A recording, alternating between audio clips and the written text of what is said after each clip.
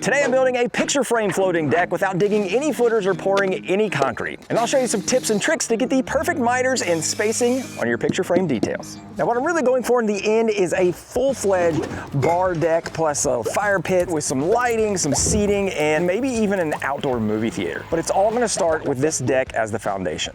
Now the footprint of the shed is 12 foot wide by 10 foot deep, and I want to mirror that on the deck. So I'm going to go ahead and start laying that out and see what we're working with, because we definitely have some slope here. When we added electric to the shed, we added a couple spots here for input and for solar, and I want to make sure we have a space to access that. So I'm going to come off about 2 feet here, and I'll make my first mark. Now I'm just going to go 12 feet this way and make another one. And so the first thing I want to do is just get rid of all this grass there so I don't have grass growing up through the deck. So I'm just going to trace the outline that I just made, and then we can start digging. Those are not straight lines, but they're straight enough.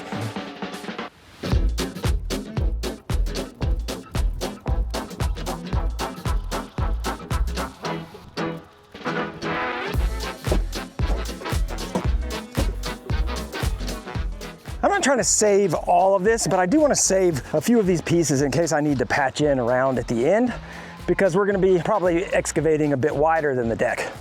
Oh, there's a little bumblebee. Get out of here, buddy. Save the bumblebees.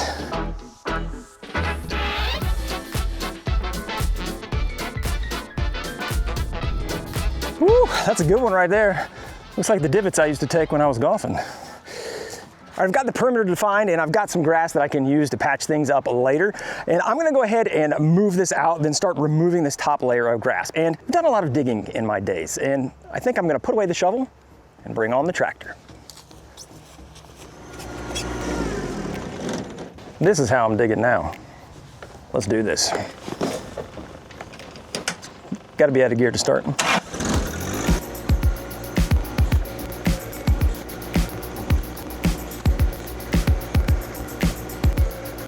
I gotta say, using a tractor to dig out dirt is way more fun than doing it by hand. This is one of the best purchases that I've made for the property for sure. I kept removing the dirt, doing some of the fine leveling with a hard rake. Now, I also used a string line and a bubble level to get things within an inch or so of level, because that's all I'm really gonna need, because I'll be doing all the fine adjustments later once I dig the trenches. I don't get to use my tractor every day, but every day I do is a good day. Now the whole reason that I leveled everything out is because we're going for a low profile deck, and the supports I'm using are these tough blocks, and these are 2 inches tall, and basically you can put these on compacted ground. Now if the ground was level and flat, I wouldn't have to done any of that. But I wanted to dig it down so that we could have the 2 inches and then my 2x4s, which I'm going to use for the base, to put on top of that, and then after the decking, the deck is only going to be about 6 inches high, which is going to be a nice easy step right off the grass. So what I need to do now is dig 3 trenches in here so that I can put in some gravel and get a nice base for the tough blocks to sit on. I only need to dig this trench down a couple inches, and I brought out the tractor because the Gorilla Cart's full of all the stuff that I pulled off here. So we're just going to dig it right into the bucket. And I don't want to over dig, because I've done that plenty of times, and what you end up doing is just filling it up with a bunch of gravel. So I'm going to try to keep it at just 2 to 3 inches.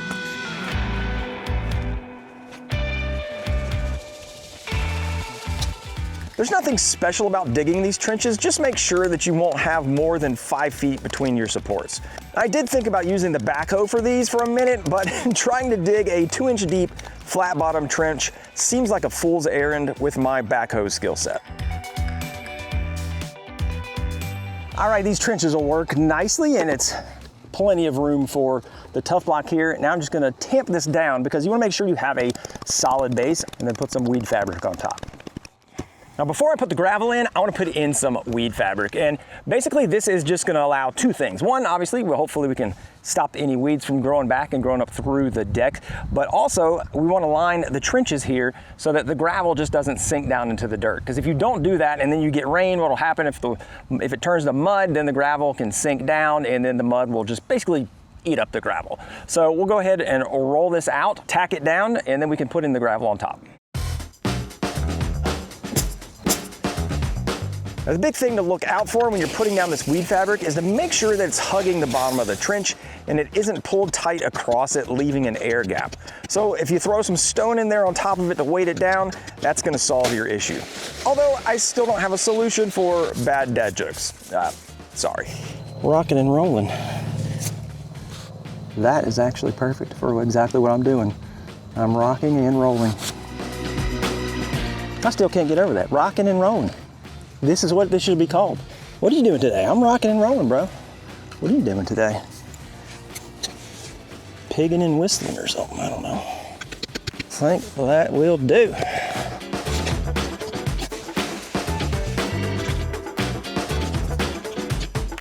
I can just fill the rest in with rocks and start leveling it out.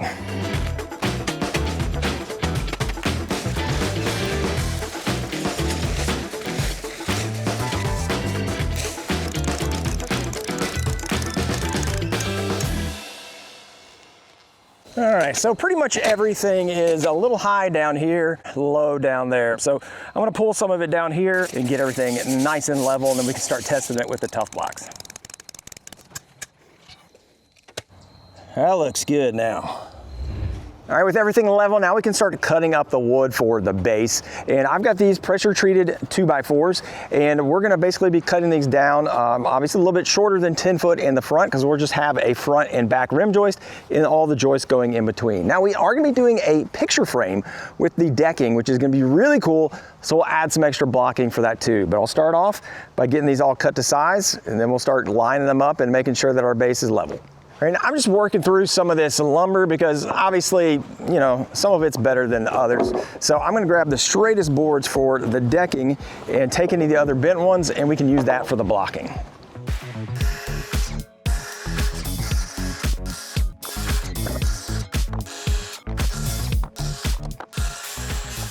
All right, so here's how the deck is gonna look. I talked about picture framing, and so on the outside of the joist, I need some blocking. I'll show you exactly how that works now, but basically I'm gonna go ahead and make these little blocking assemblies before we take them over.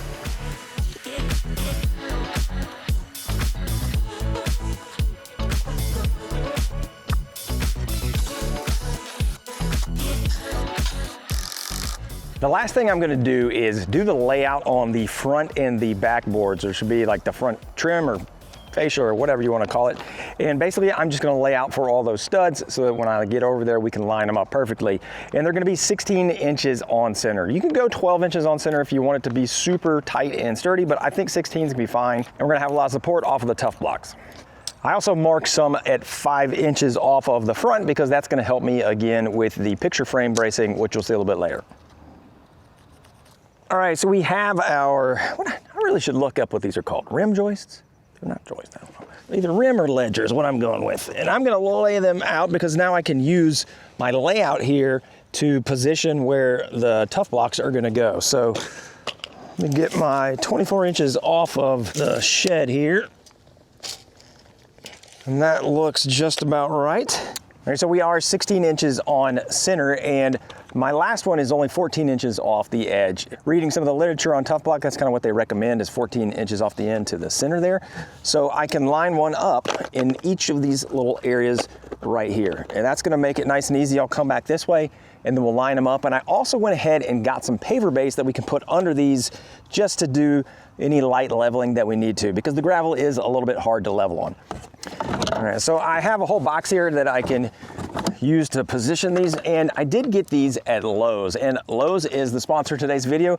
Everything that you see in this entire project you can get from Lowe's, and almost everything you can get delivered, or you can order it online and pick it up. So whatever you need, even if it's lumber, you can order that actually online, and you can even special order decking like the Trex decking that we're gonna be using for the top. So whatever you need for your home projects, Lowe's has got you covered. Go check them out. I'll have a link down below in the description, and a big thank you to Lowe's for sponsoring today's video.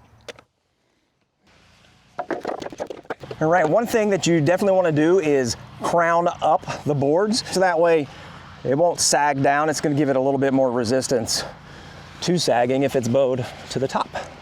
Crown to the top, I guess. So I'm going to start up here where this is my highest point that I know. I'm going to put in the board in this guy, I can get it nice and level and make sure that this is basically my reference zone. Then I'll go to the other end and do the same thing down there, bringing it up level with this one. And then we can attach the front and the back ledgers. And then that way that gives us a nice level frame. And then we can fill everything in between. And the way that I'm gonna level everything out is just using this paver base. So I think that's the way to go. We'll see. And also, it kind of stinks around here. I mean, we've been smelling a skunk the past couple days. And you know, we're out in the country, there's all kinds of wildlife out here. But we did not invite a skunk to the party.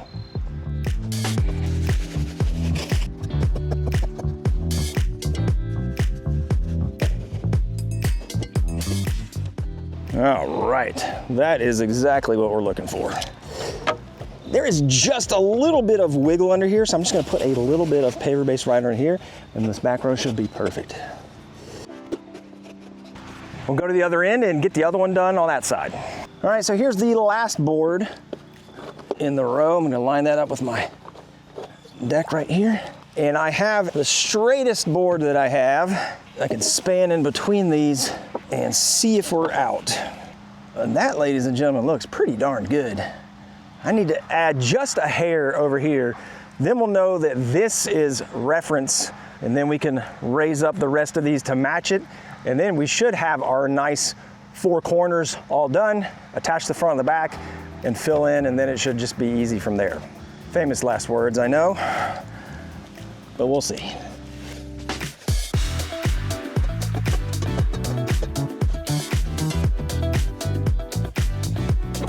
Now that is perfect.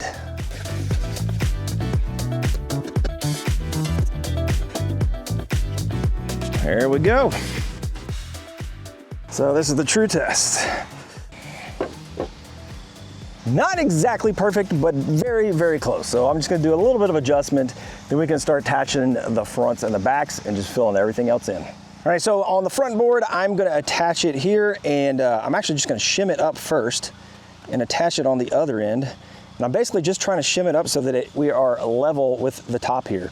If you're wondering what's gonna happen here at the end, this is because of the picture framing. And if I wasn't doing a picture frame, then I would just attach it at the end here first, but we're gonna do that later because that's a big, heavy piece. I'm gonna actually put this little block of wood and I'm gonna attach this to the top. This is gonna help me make sure that I am flush with this top here.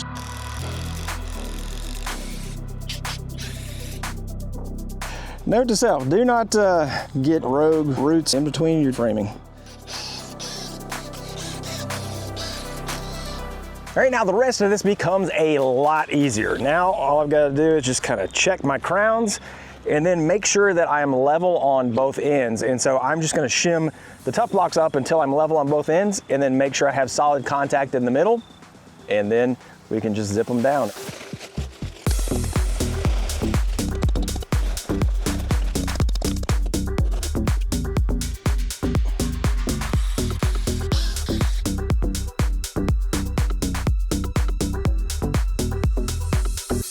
I put some little ledger boards on this picture frame blocking, and now I can lay it in place over the ends.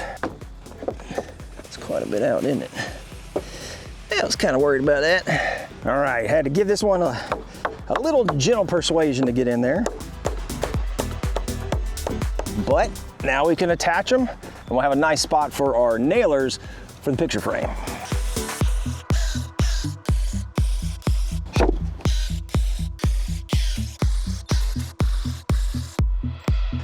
All right, nice and solid on these ends. I think we should be good. Still sad, now it kind of smells like propane and skunk mixed together. I don't know what's going on out here.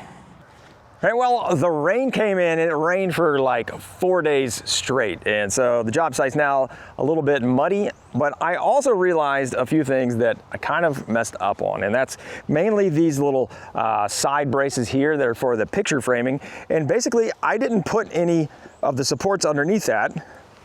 And so if you step on that, that is a ridiculous amount of flex. And it's also because these are 2x4s. And so what I really need to do is get some support underneath these. So I'm going to start off by just bridging the gap here in between the support and the outrigger.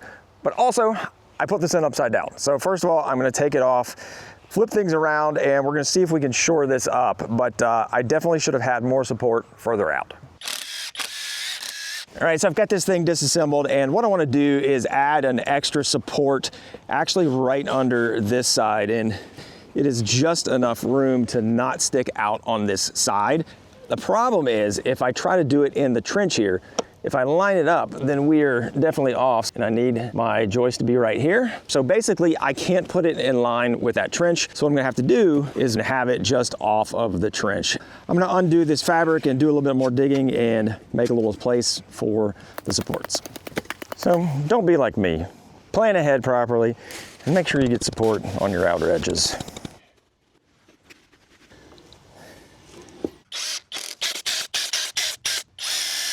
Before I start putting bracing in, there's one thing that I want to do, and you should make sure you do before you lock everything together, and that is to check for square. And the way you check for square is just by taking a diagonal measurement from one corner to the opposite, 184 and maybe an eighth. And that's about 184 and a quarter. So it looks like we're about an 1/8 inch out of square, which is probably fine, but I'm gonna go ahead and just give this a little tap. So how you can adjust that is have somebody stand on one end and brace it, and then kind of hit it with something heavy. I'm gonna use a sledgehammer.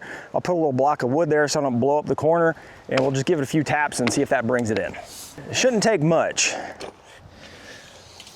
Like I said, shouldn't take much because now we're a little bit over. So I think one tap will do it. Just go with one tap this time. Ooh. All right, my measurements are the same now, and so that means that we are square, and we can go ahead and put the blocking in, which will really lock everything together. Before I add the bracing on the outside, I want to brace everything in the middle, and the distance between the 16 on centers is going to be 14.5. So I'm going to cut up 14 boards, which is 7 sections, and I'll have one on each end, and it should really solidify the whole thing. And I know you're already in the comments saying, why'd you use 2x4s? And it's a trade-off. You can use 2x4s and do bracing and use less of the tough block supports, or you could go 12-inch on center and then buy more of the tough block. So, you know, 6 in one, half dozen the other, 27/2. I'm gonna use a little blue chalk line to help me just make sure that I stay on target. So I'll put a little screw in here, and I came in about 3 feet from the end. And I'll just alternate sides on each side of the line so that it'll be easy to screw them in.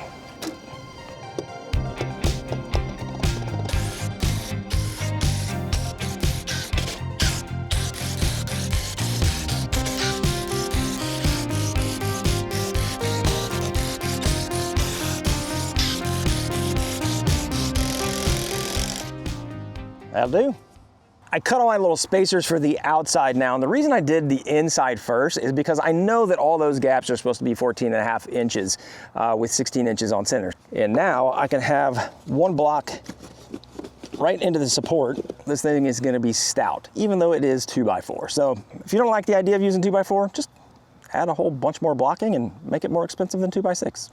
It's easy. Now, before I start laying decking, there are a few more things I want to do. One of the things is I'm going to put some joist tape on there. And what this does is it's a butyl tape that will basically just protect it from water and rotting. You don't have to do this. It's just an extra step that's going to make it last longer. And even though this is a floating deck, I want it to last a really long time. And because it is a floating deck, this is also a great time to anchor it to the ground, so you can get some rebar stakes, put those in there. There's a bunch of different ways to do it. But if that's a concern for you, then go ahead and do that now as well. But right now, I'm gonna start taping this and get all these covered up. It's gonna take a minute, but it'll be worth it in the long run. All right, you just peel off your backing and then it just goes on just like you would imagine, just like tape. Watching me put joist tape on all this is kind of boring, so we'll just get it done. And we're done. We're ready to start laying down the decking, and I'm gonna be using this composite decking here. This is a Trex Select. They do have different varieties that are available in store at Lowe's, but you can also special order all kinds of different colors, and the one that I'm using here is Whiskey Barrel because it matches the ramp that we put on the shed a few weeks ago. So what I'm gonna do is I'm gonna be doing a picture frame deck, and that means that we're gonna have a nice exterior mitered frame out of these solid boards, and then the interior boards, I'm gonna use the hidden fastener system. So the first thing that I need to do is lay out my overlaps and make sure that I get a nice square corner, because everything will be built off of this corner going there on the decking. So let me show you what we're gonna do. Now for the picture frame, this is why we did this blocking here, because when I put my outer board on and I get my reveal here, then I'm gonna have something that I can screw into, because if that wasn't here, it'd just be supported on this singular 1.5" board, and obviously that's not gonna work. So we have these, which is awesome. Now I wanna strike a line on this tape so I know exactly where that board needs to go, and I know the width of my board, which is 5.5 inches, and I know my overhang, so all I need to do is subtract my overhang from the board width, and that will tell me how far in from this face to put my line. So I'm gonna go ahead and mark that, and then snap a chalk line, and that should give me exactly what I need. We are gonna have a mitered corner on the picture frame, and I was gonna be cutting this with my 10-inch miter saw. Unfortunately, it's not a slider and it's not 12 inches. So when I went to cut the 45 on this 1x6 material, I did not quite get a through cut, unfortunately, which really stinks. It'd be great to have a slider. I tried to raise it up with some wood, it still wouldn't work. So what I'm gonna do instead is just go back to the trusty old circular saw and have a carpenter square that I'm just gonna clamp down to it. That should be fine. So you don't necessarily need a miter saw. You can do all of this with a circular saw. All right, we got the two boards with the miters cut now, and I'm just gonna use my string line and start lining them up. So that looks pretty good. Now it is about, it's about 55, close to 60 degrees here. If you're installing this decking in very hot weather, then you can have a tighter gap. If you're in cooler weather, you wanna have a little bit more of a gap, because these boards will expand, and it's all in the literature there, so you can see exactly what measurement you need for the temperature you're installing in. And I'm gonna be using the 3-4-5 method, which if you don't know what that is, you basically measure 3 feet this way, 4 feet that way, and if you're 5 feet in between those two endpoints, then that means you're exactly at 90 degrees. If you didn't pay attention in geometry, it's called the Pythagorean theorem. Go look it up. So we're gonna be using the Trex composite screws that can be covered with plugs. So if they were gonna be exposed, I would probably do a bunch of layout and make sure they were all right, but because the plugs are gonna hide them anyway, I'm just gonna give it the old eyeball of 1 inch away, and I think we should be good.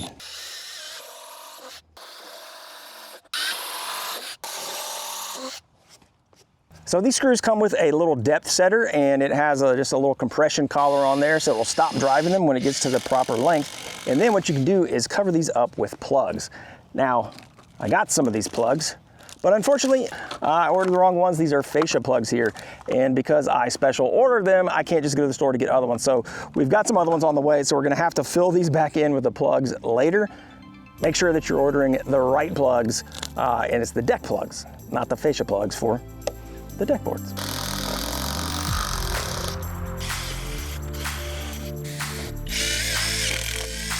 Did I come out right there? Damn it, I thought I was gonna do that.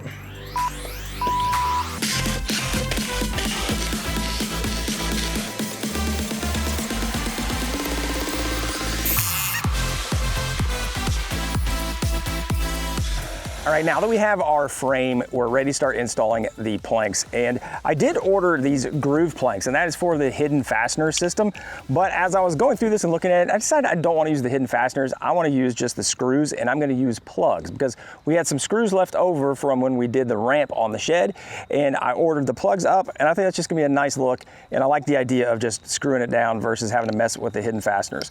I did lay it out for 1/4 inch spacing, and I 3D printed these little 1/4 inch spacers. So I'm going to put these on the piece. So that is the nice thing about the hidden fastener system, is it does gap it for you automatically, but I just printed out some spacers which will do the same job for me. So we'll lay those down in here, and then we'll just start screwing it down, and once we get going, it should go pretty fast.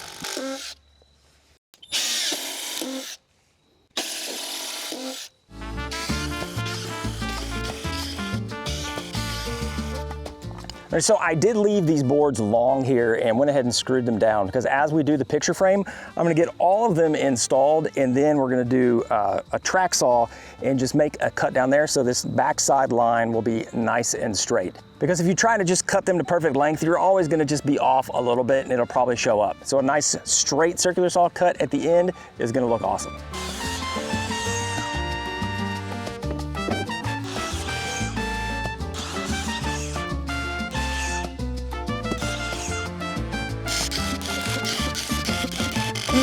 All right, we've got about 4 boards down, and I want to check to make sure that my distances are the same on the left and the right. By the way, if you see that there are ladybugs everywhere, there's like hundreds of these things. It's kind of freaking me out, honestly. They're all over the shed. Is that good luck? We have ultra good luck right now. But on this side, it looks like we're at 22 and almost 3/4 here, 7/16. I'm gonna go check the other end. We're a hair under 22 and 7/16. So actually these are pretty well aligned. I just want to keep an eye on it because if it starts veering off, then I can make some adjustments to make sure that we stay parallel and that at the end, when we put that picture frame on, it's going to look nice.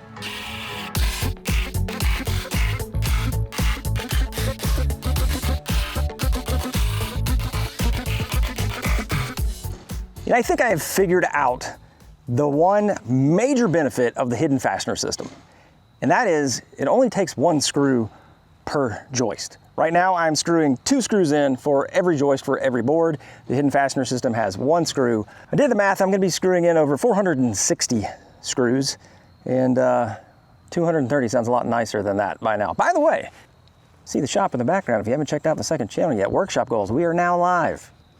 If you want to hear all about that, go check it out. Also, I think we're just gonna high speed through the rest of this, and I bet our editor Chris is gonna have some awesome montage for you.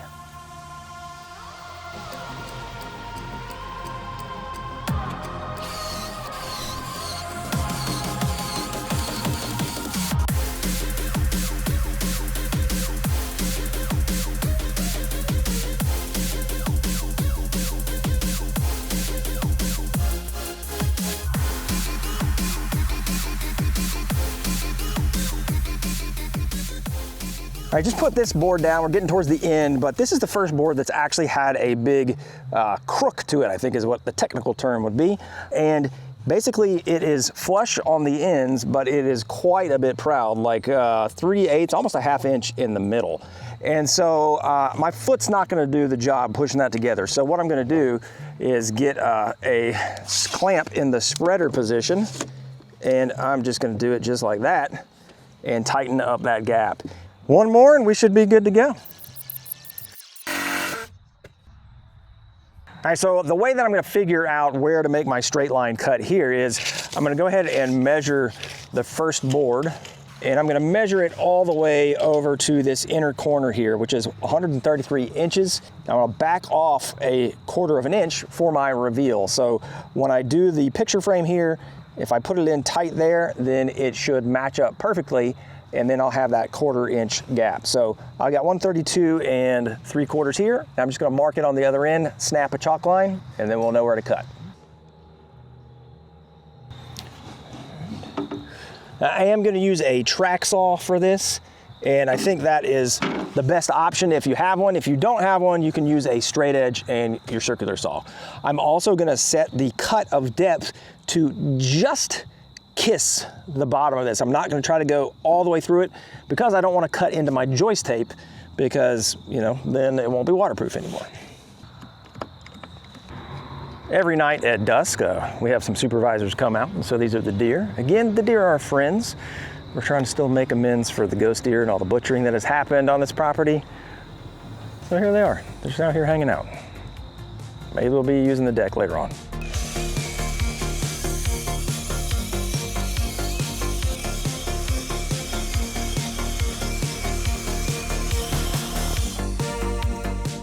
All right, so I pulled up before I hit the mitered part. You definitely don't want to overshoot it and hit that.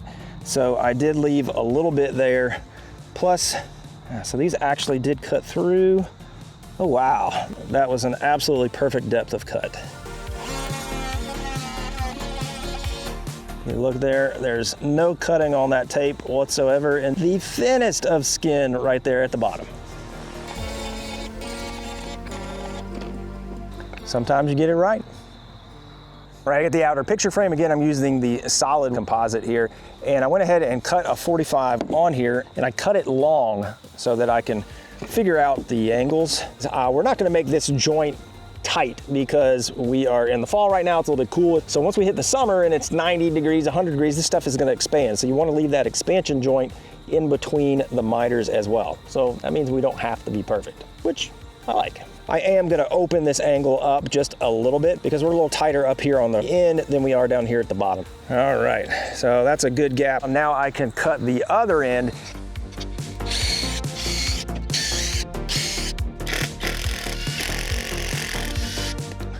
Kidding me. All right, do not screw too far outside your board and the screw does not hit in your joist.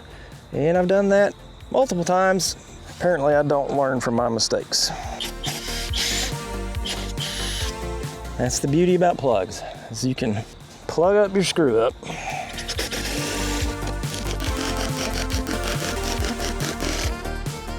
Whew. We still got the back piece, but I can barely see now. And we still need to do the fascia and the plugs. So we're gonna jump back at it tomorrow. These short winter days are killing me. Now, fitting the back piece of the picture frame is gonna be the trickiest because we've already got established miters at each end.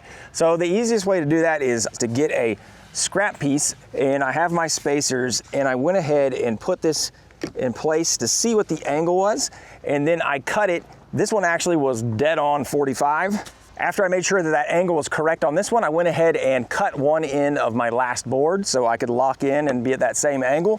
Then I came down to the other end and matched up with this guy, which was actually a little bit under 45 degrees, made sure that everything fit right, and then used that same adjustment to cut the board to length. And when you're cutting this to length, always go a little bit long at first because you can always trim some off.